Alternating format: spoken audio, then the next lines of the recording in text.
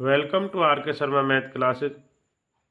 आज हम class 10 subject math chapter 5 समांतर श्रेणियाँ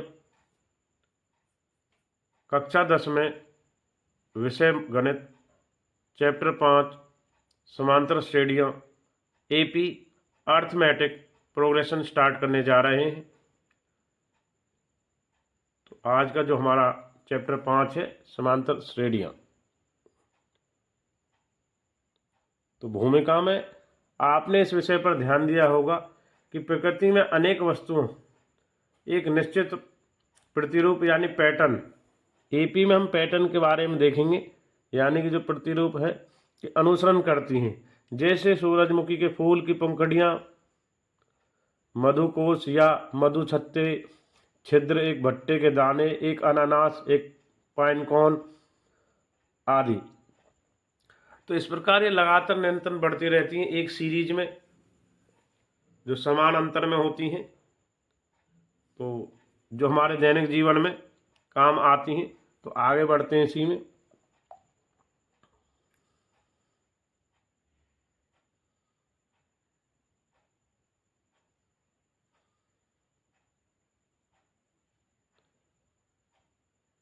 जैसे रीना है,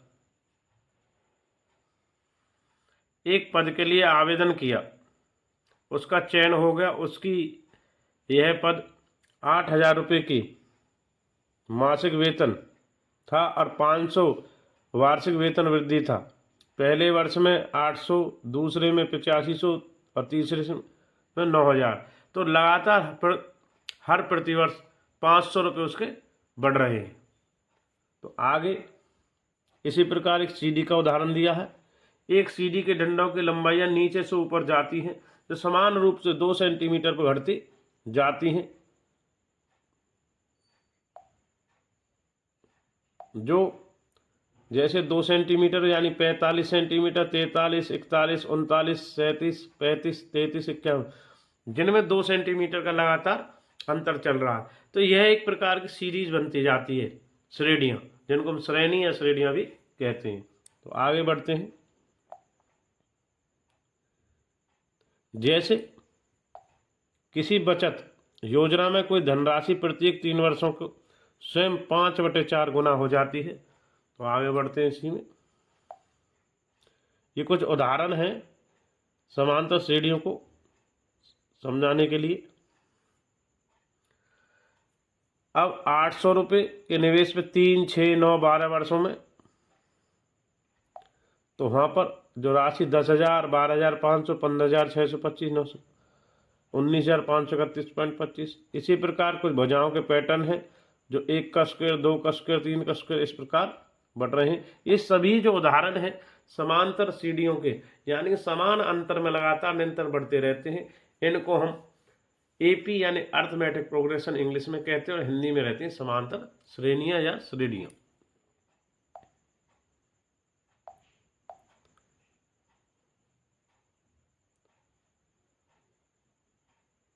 ये कुछ अन्य उदाहरण हैं। तो आइए हम अपना टॉपिक समांतर श्रेणियों की कुछ लिस्ट इस प्रकार आपको दिखाते हैं।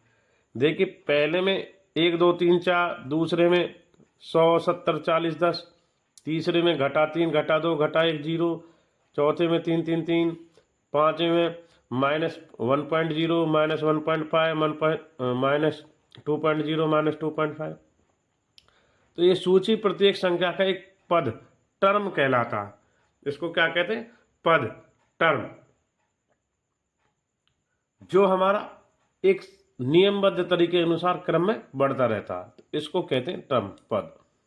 आगे बढ़ते हैं इसी में।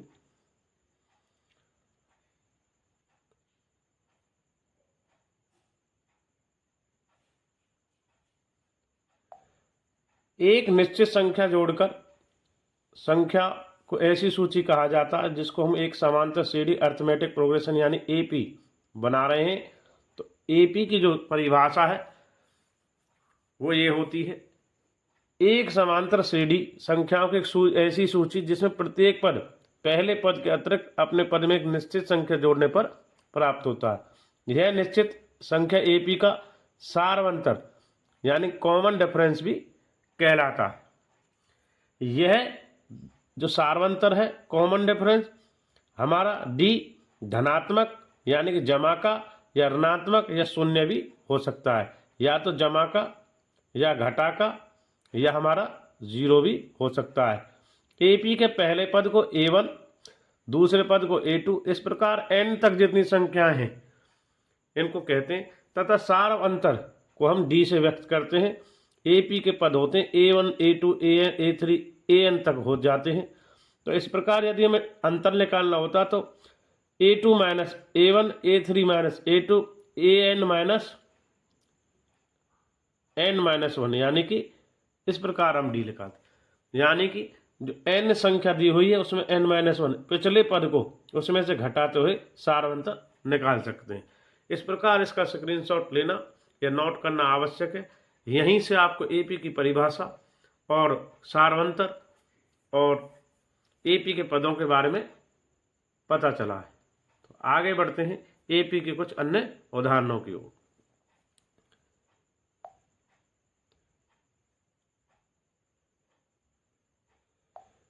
जैसे यहाँ 147, 148, 149, 157, -3.1, 3.0, -2.9, -2.8, -2.7, -2.6, -2, इस प्रकार 950, 900, 850, 800, ये सभी एक सीरीज है, समांतर एक समान अंतर में है सभी।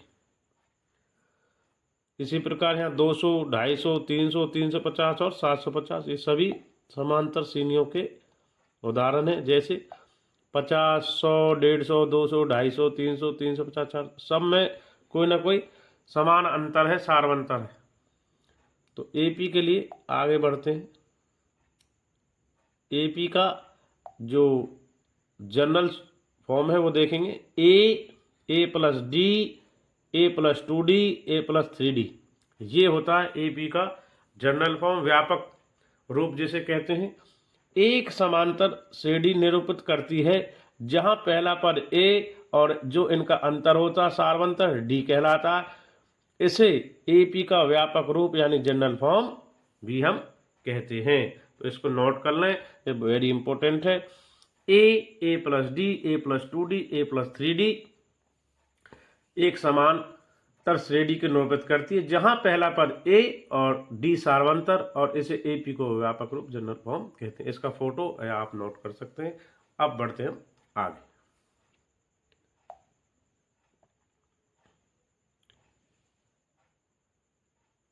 तो देखिए एपी जो एक पदों की संख्या में परिमित यानी फाइनाइट रूप में होती है, इसका अंतिम पद लास्ट टर्म कहा जाता है। अपरिमित रूप से एपी को यानी अर्थमेटिक प्रोग्रेशन को इनफाइनाइट अर्थमेटिक प्रोग्रेशन भी कहते हैं। तो आगे कुछ उदाहरण देते हैं इसी में।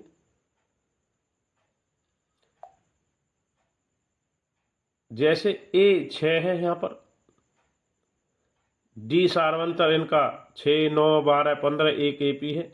तो ए 6 है, डी कितना है इधर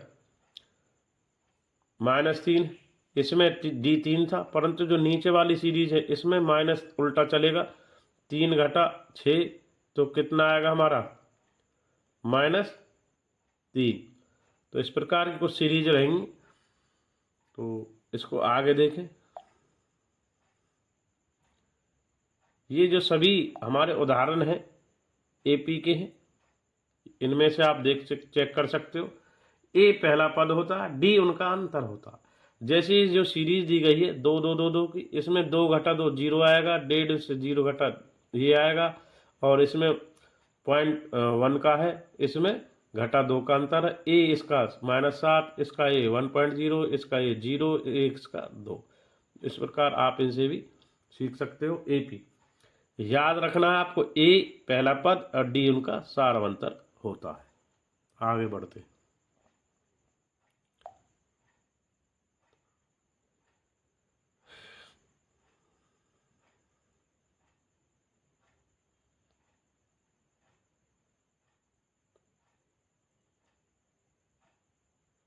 एक्सरसाइज 5.1 में पहला उदाहरण इस प्रकार है हमारा। AP यानी 3/2 प्रथम पद है, 1/2 घटा 1/2 और घटा 3/2 ये सीरीज दी गई है। इसमें प्रथम पद यानी A और सार पद यानी D सारवंतर, तो प्रथम पद A और सारवंतर D को लिखाना। तो A आपका पता ही है 3/2 है, D यानी कि 1/2 घटा 3/2 तो ये -1 है। तो याद रखिए यदि यह ज्ञात करने के लिए आप AP में है तो किन्हीं दो भागों में D भी ज्ञात कर सकते हो क्रमागत। तो इस प्रकार उदाहरण 1 हमारा हो चुका। आगे बढ़ते हैं नेक्स्ट।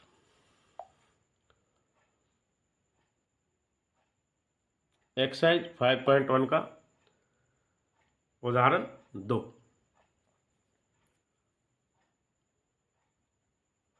संख्याओं की निम्नलिखित सूचियों में कौन कौन AP नहीं है, और यदि इनसे कोई AP है तो उसके अगले दो पद भी लिखिए। तो 4 भाग हैं, पहला,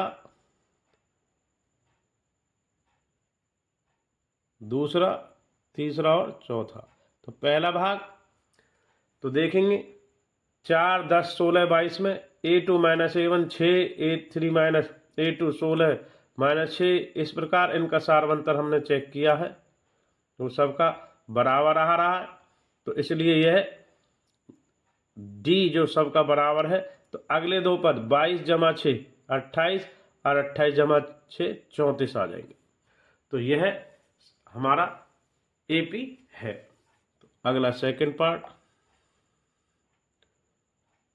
सेकंड में देखेंगे 1 घटा 1 3 घटा 5। तो इसको देखेंगे A2 यानी A2 A1 A2 A3 A4।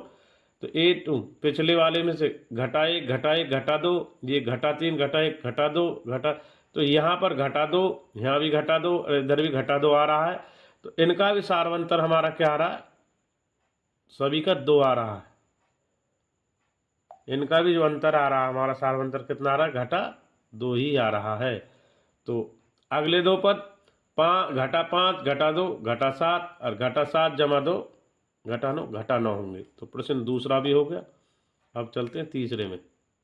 तो तीसरे की स्टेटमेंट -2 2 घटा 2 2 घटा 2 इस प्रकार है। तो आगे बढ़ते हैं थर्ड में।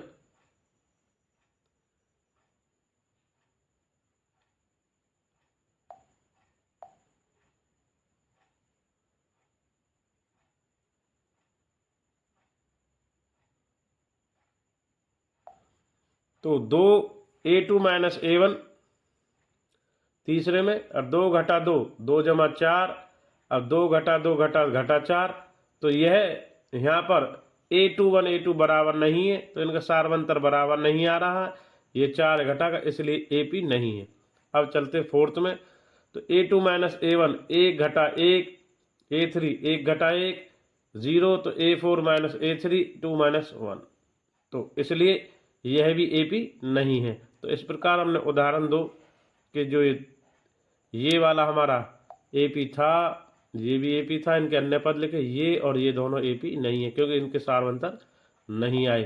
तो इस प्रकार हमने आज की वीडियो के माध्यम से exercise class 10 subject math chapter 5 समांतर श्रेणियाँ AP अर्थमेटिक प्रोग्रेशन में उसके बेसिक जनरल फॉर्म टर्म पद A और D यानी कि प्रथम पद D सारवंतर और लास्ट पद के बारे में जाना है, और उसका उदाहरण 1 और 2 को हल किया है। अब हम आगे एक्सरसाइज 5.1 AP में यानी कि समांतर श्रेणी में उसके 1 से 4 प्रश्नों को हल करेंगे। तो इस प्रकार यह हमारी एक्सरसाइज रहने वाली है 5.1 का पहला प्रश्न। इसमें भी हमारे 4 भाग हैं। ये दूसरा प्रश्न, इसमें हमारे 5 भाग हैं। ये तीसरा प्रश्न, इसमें हमारे 4 भाग हैं। इस प्रकार एक चौथा प्रश्न है, इसमें हमारे 15 भाग। तो यह है एक्सरसाइज हमारी 5.1। आगे हम सोल्व करेंगे 1 से 4 प्रश्नों को एक्सरसाइज 5.1 के सॉल्यूशंस की ओर आगे मिलते हैं। चैप्टर 5 एक्सरसाइज हमारी 5.10 में पहला प्रश्न इस प्रकार है।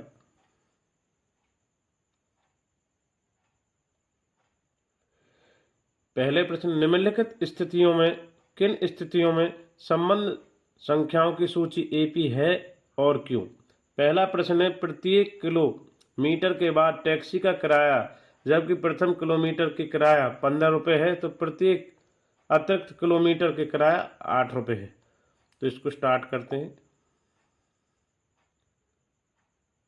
तो देखेंगे प्रथम किलोमीटर का जो किराया है हमारा प्रथम पद 15 रुपये है, इसके अतिरिक्त 8 रुपये होगा। तो 15 8 23 8 31 8 39, इस प्रकार ए हमारा इसमें 15 हो जाना है पहले प्रश्न में। ए और D1 जो आएगा A2 माइनस यानी A1 A2 A3 A4, 23 में से 15 घटेगा तो 8 आएगा। फिर D2 भी चेक करेंगे, 2 हमें कम से कम चेक करने हैं। A3 माइनस A2 31 माइनस 23 तो 8 आएगा। आगे बढ़ते हैं। फिर D3 A4 माइनस A3 ये भी 8 आएगा। अब चूंकि सभी अंतर समान है अर्थात सार्वंतर यानी D हमारा 8 है, तो इसलिए यह दिया गया सूची एपी है। तो पहला प्रश्न हमारा पहले प्रश्न का पहला भाग हो गया। आगे सेकंड भाग की ओर। पहले का सेकंड भाग, किसी बेलन का सिलेंडर में उपस्थित हवा की मात्रा जबकि वायु के निकालने वाला पंप प्रत्येक बार बेलन की हवा 1/4 भाग निकालता है। तो इस प्रश्न को आगे करेंगे। पहले का दूसरा भाग, माना बेलन की मात्रा T1 1 है, हवा निकालता है T2 1/4, 4 घटा 1/4 3/4, हवा निकाला 3/4 गुना में फिर 1/4 3/16, T3 3/4 घटा 3/16 12 घटा 3/16 9/16। तो आगे बढ़ेंगे।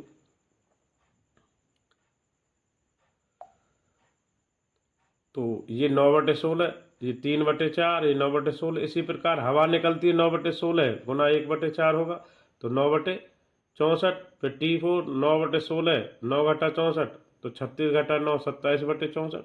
तो इस प्रकार जो सीरीज निकल के आ रही है श्रृंखला हमारी 1 3/4 9/16 27/4। तो D1 3/4 घटा 1/1 घटा 1/4।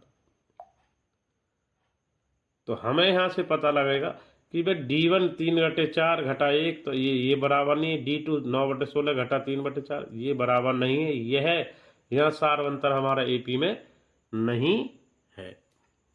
प्रश्न पहले का दूसरा भाग था ये। अब चलते हैं तीसरे भाग की ओर। तीसरा भाग फर्स्ट प्रश्न का, प्रत्येक मीटर की खुदाई के बाद एक कुआं खोदने पर आई लागत जबकि प्रथम मीटर खुदाई लागत 150 रुपये है तो बाद में प्रत्येक खुदाई की लागत 50 रुपये बढ़ जाती है। प्रथम पद मीटर की लागत यानी कि 150 रुपये है, फिर 50 बढ़ रही है तो 200 है, तीसरे में 200 प्लस 250 है। तो श्रृंखला बनेगी 150 200 250 और 300। तो आगे बढ़ते हैं इसी में।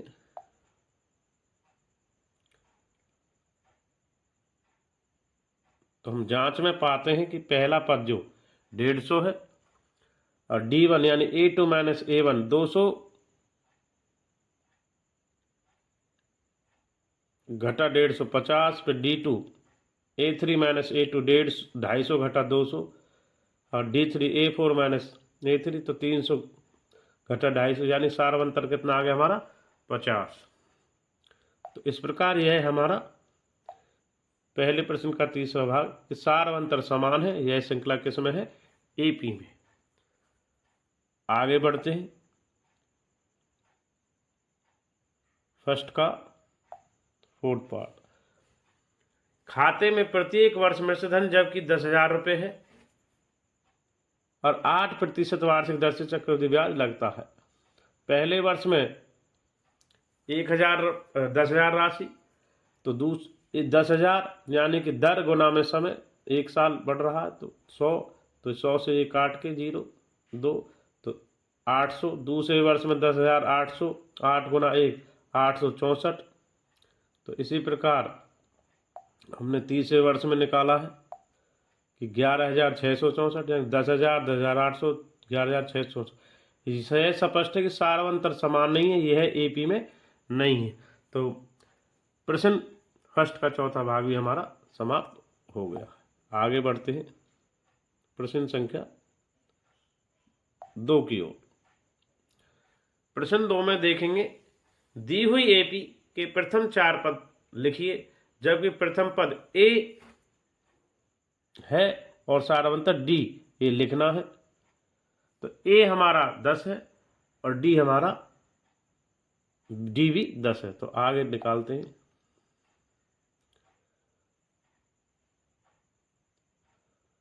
प्रश्न 2 का पहला भाग, 2 का फर्स्ट, ए 10 है तो ए प्लस डी 10 प्लस 10 20, फिर A3 ए प्लस 2D 10 गुना 2 फिर 10 30। फोर्थ के लिए ए प्लस 3D 10 जमा 3 गुना 10 तो 40। तो इस प्रकार श्रृंखला 10 20 30 40 होगी। प्रथम 4 इस प्रकार पद हैं, फर्स्ट 4 टर्म 10 20 30 40। दूसरे का सेकंड की ओर बढ़ेंगे, फर्स्ट हमारा हो गया।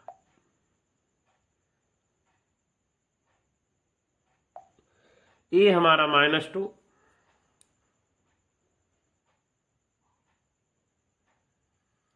ए हमारा है -2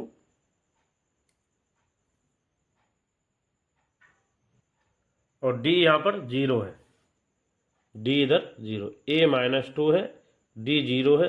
तो ए -2 ए प्लस डी यानी -2 प्लस 0 -2, फिर 3 में ए प्लस 2D यानी -2 प्लस 2 गुना 0 ये भी -2, ए प्लस 3D यानी -2 ए है और ये 3 गुना डी 0 ये भी -2। तो इस प्रकार श्रृंखला -2 -2 -2 है। तो इस प्रकार प्रथम चर -2 -2 -2 होंगे। तो आगे बढ़ते हैं। प्रश्न 2 का दूसरा भाग हो गया, तीसरे भाग की ओर। प्रश्न 2 का तीसरा भाग, A4 D -3। तो A का वैल्यू 4 और A2 होता है A प्लस डी, तो यानी 4 - 3 तो 1। A3 होता है A प्लस 2D यानी 4 2 गुना -3 यानी -6 में 4 गया तो घटा 2। ए होता है हमारा A4 A प्लस 3D यानी A प्लस 3 गुना में -3 यानी डी का, तो -9 में 4 गया तो -5। तो इस प्रकार श्रृंखला 4 1 घटा 3 घटा 5 है। तो आगे बढ़ते हैं, देखते हैं। तो प्रथम 4 जो पद हैं 4 1 घटा 3 घटा 5 है। इस प्रकार प्रश्न 2 का थर्ड पार्ट भी हमने कर लिया है। तो आगे बढ़ते हैं।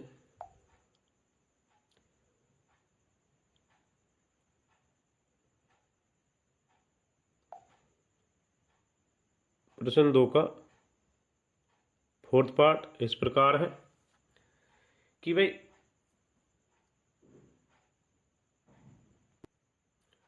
प्रश्न 2 का फोर्थ पार्ट,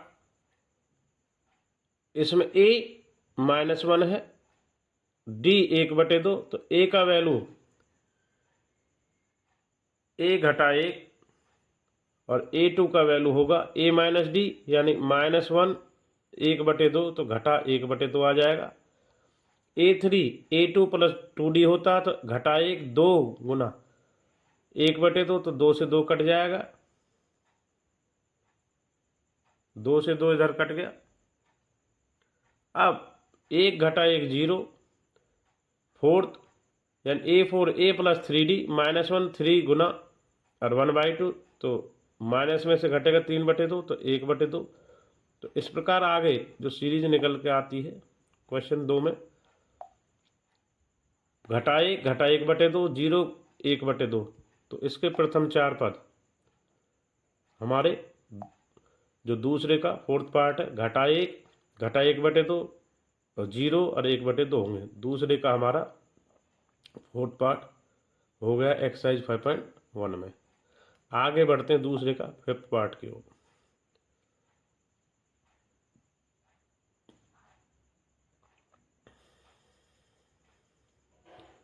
दूसरे क्वेश्चन का फिफ्थ पार्ट इस प्रकार है, ए का वैल्यू -1.25, डी का वैल्यू 0.25। ए हमारा प्रथम पद दिया हुआ है घटा 1.25 और A2 A प्लस डी -1.25, यानी कि डी का जो वैल्यू -0.5 है तो ये माइनस माइनस जुड़ जाएंगे 1.5। A3 A प्लस 2D -1.25 गुना 2 जमा 2, 2 गुना माइनस डी की वैल्यू 0.25, तो ये आएगा 1.25 और 2 से इसकी गुना करें घटा 0.5, तो दोनों जोड़ के 1.75 हो जाएगा। इसी प्रकार A4 होता है A प्लस 3D घटा 1.25 जमा 3 गुना 0.25, यानी 0.25 माइनस 7.5 आएगा, तो जुड़ के ये हो जाएगा घटा 2। तो इस प्रकार श्रृंखला का -1.25 और -1.5 -1.75 -2, तो प्रथम चार पद जो आ रहे हैं -1.25 -1.5 -1.75 और -2, इस प्रकार दूसरे का हमारा फिफ्थ पार्ट भी हो गया है एक्सरसाइज 5.1 में। तो आगे बढ़ते हैं नेक्स्ट क्वेश्चन थर्ड की ओर। 5.1 का थर्ड क्वेश्चन, प्रश्नावली हमारी है 5.1, जिसका हम तीसरा प्रश्न के 4 भागों को हल करने जा रहे हैं। पहला प्रश्न इस प्रकार है थर्ड का 5.1 में, प्रश्न 3, निम्नलिखित में से प्रत्येक एपी के प्रथम पद व सारवंतर लिखिए। तो पहला प्रश्न, दूसरा, तीसरा और चौथा इस प्रकार है। पहला पद दी हुई एपी 3 1 घटा 1 घटा 3 है, तो पहला पद इसका है हमारा 3, A2 है 1, A3 है -1, A4 है -3। तो आगे बढ़ते हैं इसमें।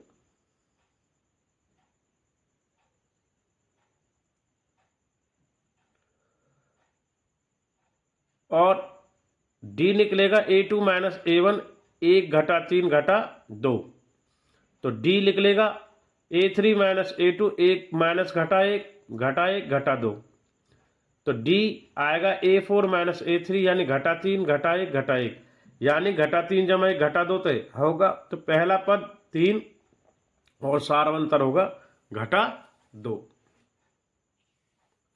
आगे बढ़ते हैं तीसरे का सेकंड पार्ट की ओर। तीसरे का सेकंड देखेंगे, एपी दी हुई है घटा 5 घटा 1 3 और 7, तो डी निकालेंगे A2 -A1 यानी घटा 1 घटा 5, तो घटा 1 और घटा जमा 5, तो 5 में से 4 आएगा।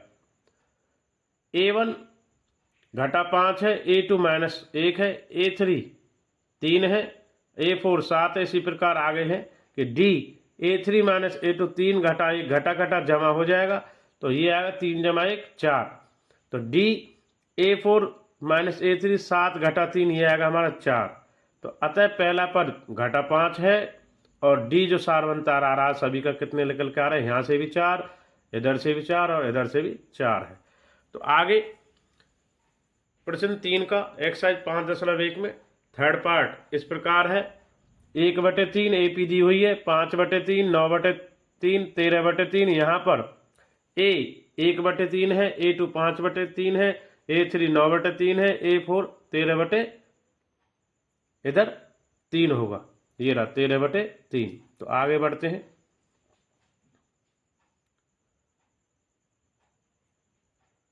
प्रश्न 3 में पहला पद 1 यानी 1/3 है, सारवंतर निकालेंगे D A2 -A1 5/3 घटा 1/3, तो 4/3 होगा। इस प्रकार तीसरे का थर्ड भी सोल्व हो चुका। आगे बढ़ते हैं।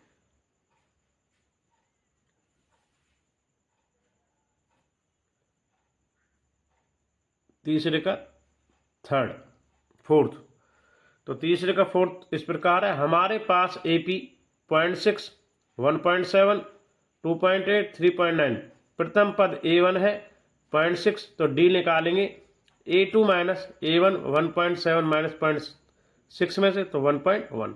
इस प्रकार तीसरे का फोर्थ भी हमारा सोल्व हो चुका है। तो आगे बढ़ते हैं प्रश्न नंबर 4 की ओर। तो एक्सरसाइज 5.1 में समांतर श्रेणी AP में प्रश्न नंबर 4 इस प्रकार रहेगा,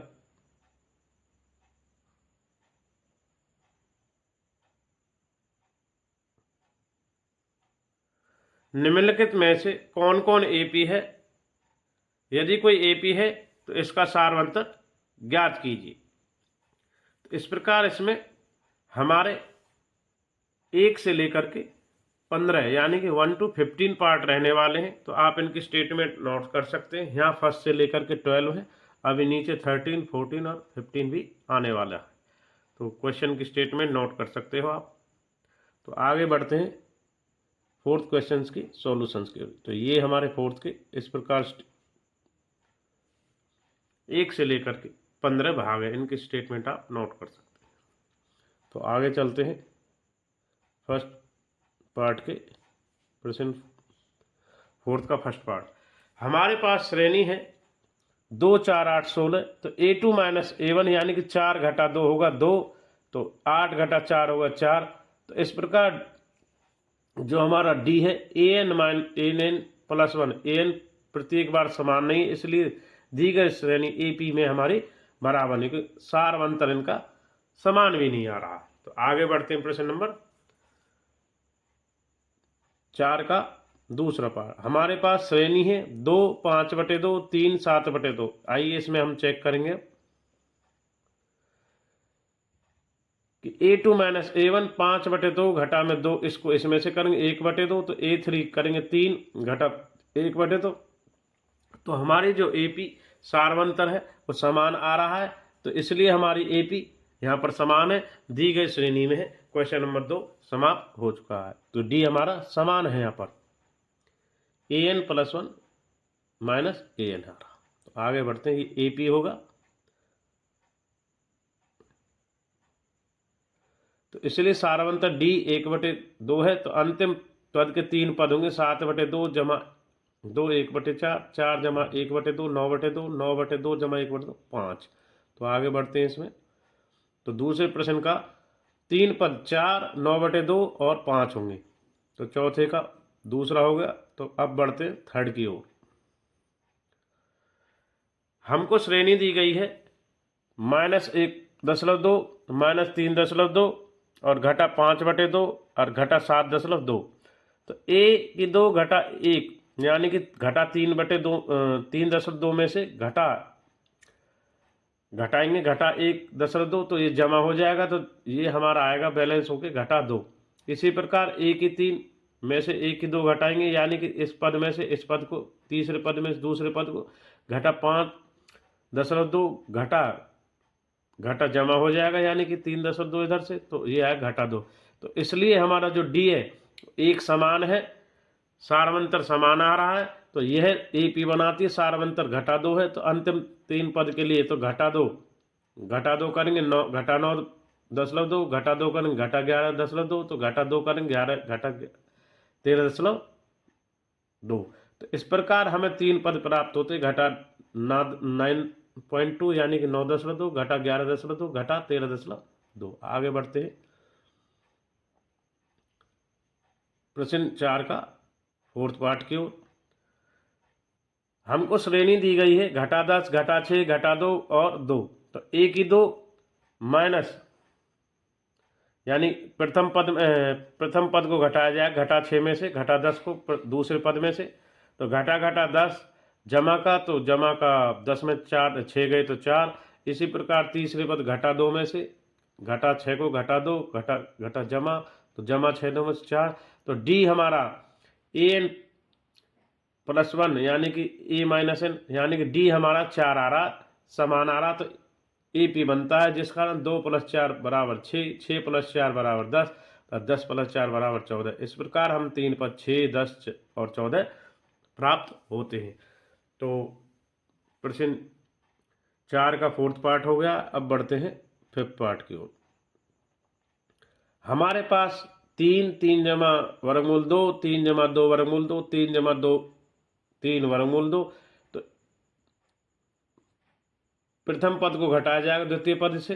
3 जमा 2 वर्गमूल 2 तो घटा 3, तो ये वर्गमूल 2 आया। इसी प्रकार तीसरे पद में से दूसरे पद को a3 घटा a2 3 जमा 2 वर्गमूल 2 2, तो 3 से 3 घटेगा, 3 कट जाएगा, 2 वर्गमूल 2 से वर्गमूल, तो वर्गमूल 2 आ रहा। आगे बढ़ते हैं। तो यानी कि डी हमेरा जो हमारा प्रश्न 5 में डी एक समान आ रहा है, तो एपी बनता, डी आ रहा वर्गमूल 2। तो अंतिम पद के 3 पद जोड़ेंगे, 3 वर्गमूल 2 जमा वर्गमूल 3 वर्गमूल 2 से 1 वर्गमूल 2 यानी 4 वर्गमूल 2 3 4 वर्गमूल 2 1 वर्गमूल 3 प्लस 5 वर्गमूल 2 3 प्लस 5 वर्गमूल 2 और 1 वर्गमूल 2, तो 3 जमा 6 वर्गमूल 2 आ जाएगा। तो इस प्रकार 3 पद हैं, 3 जमा 4 वर्गमूल 2 3 जमा 5 वर्गमूल 2 3 जमा 6 वर्गमूल 2।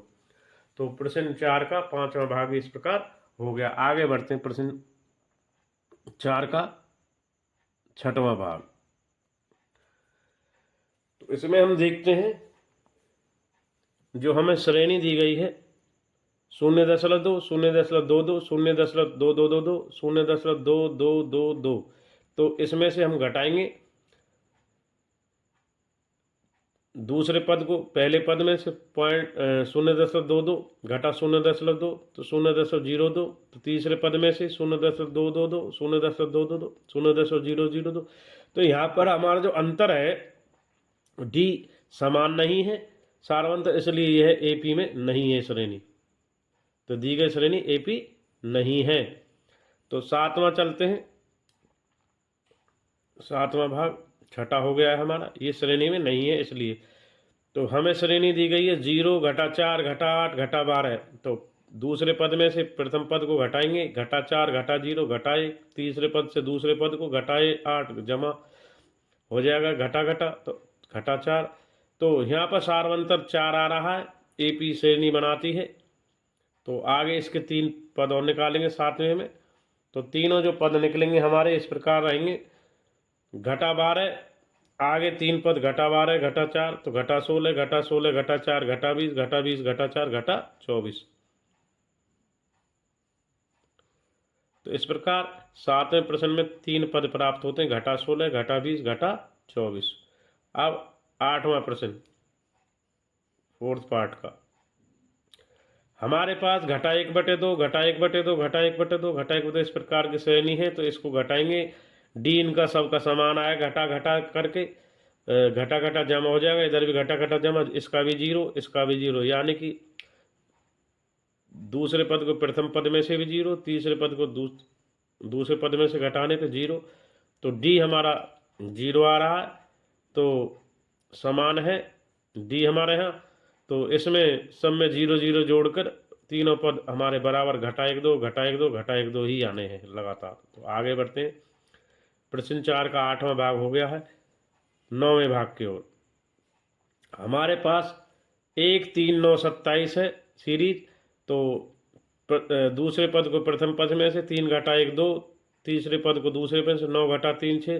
तो यहाँ डी हमारा समान नहीं आ रहा, 2 6, तो डी समान नहीं है, तो यह दी हुई श्रेणी एपी नहीं है। तो हमारे पास अगला 9th हो गया। 10th 10वां भाग 4th का। A 2A 3A 4A। तो पर दूसरे पद में से प्रथम पद को तो ए आ रहा, तीसरे पद को दूसरे में से घटाएंगे तो ए आ रहा, तो डी सारवंतर, तो एपी बनता, डी ए है।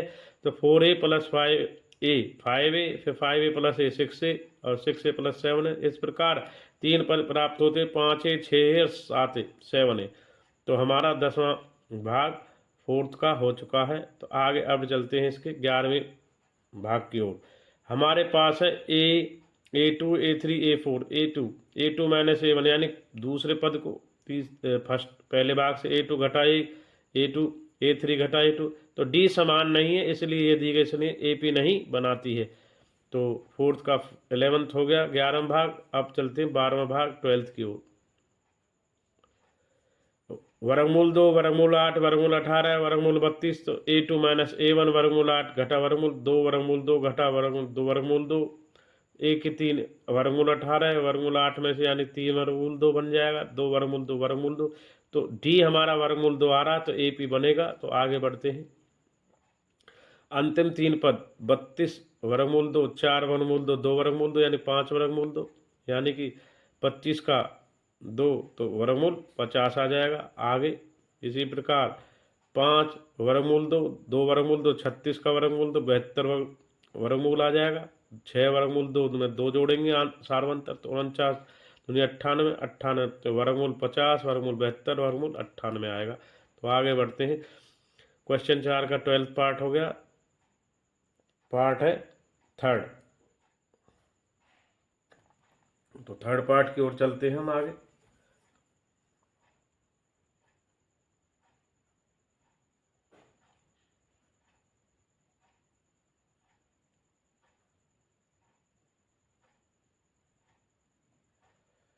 तो थर्ड पार्ट में देखते हैं हम।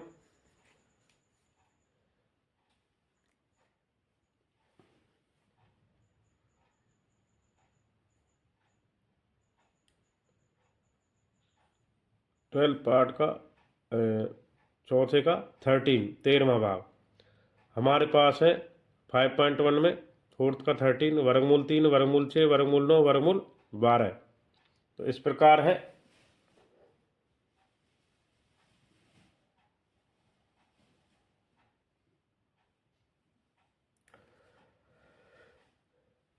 वर्गमूल 3 वर्गमूल 6 वर्गमूल 9 वर्गमूल 12, A की 2 घटा A1 वर्गमूल 6 घटा वर्गमूल 3, A की 3 A2 आएगा, ये A1 की जगह यहाँ पर A2 करेंगे। वर्गमूल 9 घटा वर्गमूल 6, तो ये 3 वर्गमूल 6, तो ये समान नहीं है हमारा डी, तो AP श्रेणी नहीं बनती हमारे पास। तो चौथे का 13वां भाग हो गया। अब चलते 14वें भाग की ओर।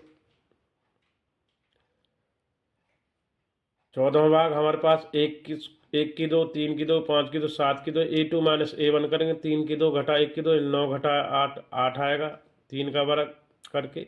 इसी प्रकार 5 का वर्ग को 3 के वर्ग में से A3 माइनस A2, तो 5 का वर्ग 25 घटा 9 तो 16। तो यहाँ डी समान नहीं है, 8 और 16 आ रहा है, इसलिए यह समान नहीं है, तो AP श्रेणी नहीं बनेगी।